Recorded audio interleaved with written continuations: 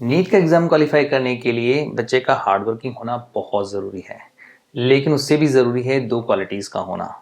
एक तो बच्चा बहुत डिसिप्लिन होना चाहिए एंड दूसरा कंसिस्टेंसी, जो कि सबसे ज़्यादा इम्पॉर्टेंट है।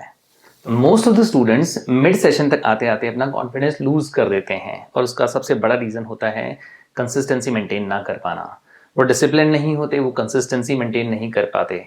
तो आप एक मिनट के लिए सोचें कि आप नीट का एग्ज़ाम क्वालिफाई करके डॉक्टर बनने जा रहे हैं और आप डिसिप्लिन नहीं हैं। सोचो एक ऐसा डॉक्टर जो डिसिप्लिन नहीं है।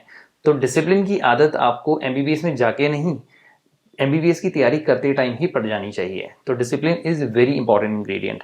और उससे भी ज़्यादा इंपॉर्टेंट है कि जो डिसिप्लिन आपने एक रूटीन बनाया है, उस डिसिप्लिन रूटीन को फॉलो करें कंसिस्टेंटली जब तक आपका एग्ज़ाम कंप्लीट नहीं हो जाता। स्क्रीन पे जिन बच्चों को आप देख रहे हैं वो सारे बच्चे एमबीबीएस कर रहे हैं अभी, और इन बच्चों में ये क्वालिटीज़ थी। ये सारे के सारे बच्चे हार्ड वर्किंग थे, ये डिसिप्लिन थे और इनमें कंसिस्टेंसी बहुत ज़बरदस्त थी। ये कभी भी टेस्ट मिस नहीं करते थे, ये कभी भी लेक्चर मिस नहीं करते थे और अपने नोट्स सारे प्रॉपर बनाते थे। और रिवीजन के टाइम पे इन्होंने अपने आप को बहुत अच्छे से संभाला। ये सारी क्वालिटीज़ जब किसी स्टूडेंट के अंदर होती है तो सीट सिक्योर करना बहुत ईजी हो जाता है।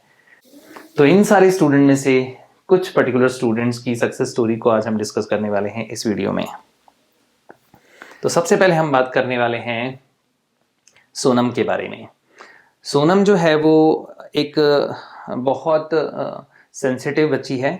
जब ये मेरे पास पहली बार पढ़ने आई थी तो आई स्टिल रिमेंबर कि बहुत ज़्यादा स्केप्टिकल थी, थोड़ी हेजिटेशन थी इसके अंदर। तो क्वेश्चन पूछने में भी थोड़ा सा हेजिटेट करती थी।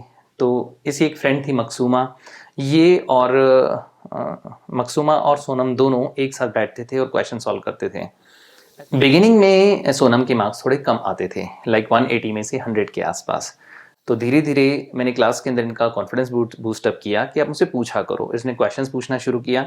सबसे ज़्यादा इसने अपने फ्रेंड से क्वेश्चंस पूछना शुरू किया, और जब वो प्रॉब्लम सॉल्व नहीं होती थी तो सोनम और मकसूमा मेरे पास आते थे, जावेद है, कुछ और भी बच्चे हैं क्लास के जो एक साथ मेरे पास आते थे और मुझसे डिस्कस करते थे। और मैंने देखा कि धीरे धीरे इनकी इंप्रूवमेंट होना शुरू हो गई और 100 के बजाय ये 120, 125, 128 लाना शुरू किया इन्होंने। एक दो बार बीच में मैंने क्लास में इसको टोका कि सोनम, अगर तू केमिस्ट्री में 150 नहीं क्रॉस कर पाई तो सीट निकलना बहुत मुश्किल हो जाएगी बेटा।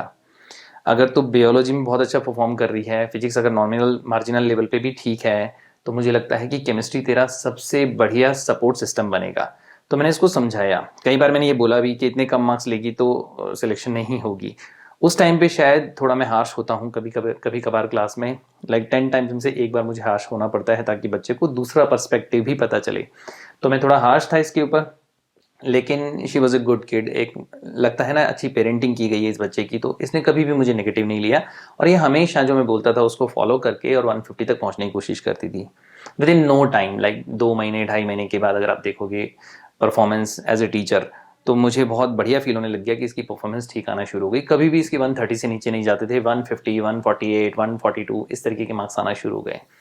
नॉर्मली अगर बच्चा बायोलॉजी में अच्छा कर रहा है और केमिस्ट्री में और अच्छा करने लग जाए तो उसका कॉन्फिडेंस लेवल अपने आप बूस्टअप हो जाता है। फिर फिजिक्स में थोड़े मार्जिनल मार्क्स भी अगर आते हैं तब भी बच्चे की रैंक सिक्योर हो जाती है। तो सोनम जब सिलेक्शन हुई, तो सिलेक्शन के बाद जब ये मेरे पास आई तो look at the face now, Sonam is doctor Sonam. And I think Sonam बहुत सारे लोगों को लद्दाख में मोटिवेट करने वाली है। This is the proud moment, proud teacher, proud student.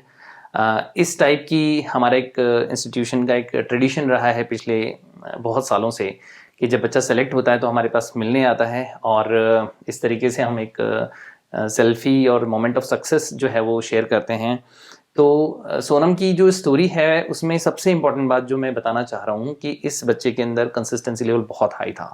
तो सबसे इम्पॉर्टेंट इंग्रेडिएंट जो होता है ना वो कंसिस्टेंसी होती है। हार्ड वर्किंग तो without a doubt, never giving up वाली स्पिरिट थी। तो जब इसकी सिलेक्शन हुई और जब ये मुझसे मिलने आई तो मैं बता नहीं सकता कि मैं कितना खुश था। बच्चे की सक्सेस पे पेरेंट तो खुश होते ही हैं, लेकिन टीचर्स के अंदर भी एक ऐसी स्ट्रॉन्ग फीलिंग होती है कि इस बच्चे ने हार्डवर्क किया और ये डिजर्विंग बच्चा था and she has done wonderful. Sonam ने बायोलॉजी खुद से ही पढ़ी और पूरी एनसीईआरटी से पढ़ी। केमिस्ट्री पूरी सोनम को मैंने पढ़ाई और इसने भी एनसीईआरटी को जैसे जैसे मैंने गाइड किया बहुत अच्छे से फॉलो अप किया। सोनम ने हमारे पास टेस्ट दिए कंसिस्टेंटली, इनकी बायोलॉजी की टेस्ट सीरीज भी मैंने ही कंडक्ट की। तो congratulation to Sonam and her family, and मेरी बेस्ट विशेस हैं for the rest of her life कि वो बहुत अच्छी डॉक्टर बन के आए और लोगों को सर्व करें, सोसाइटी को सर्व करें।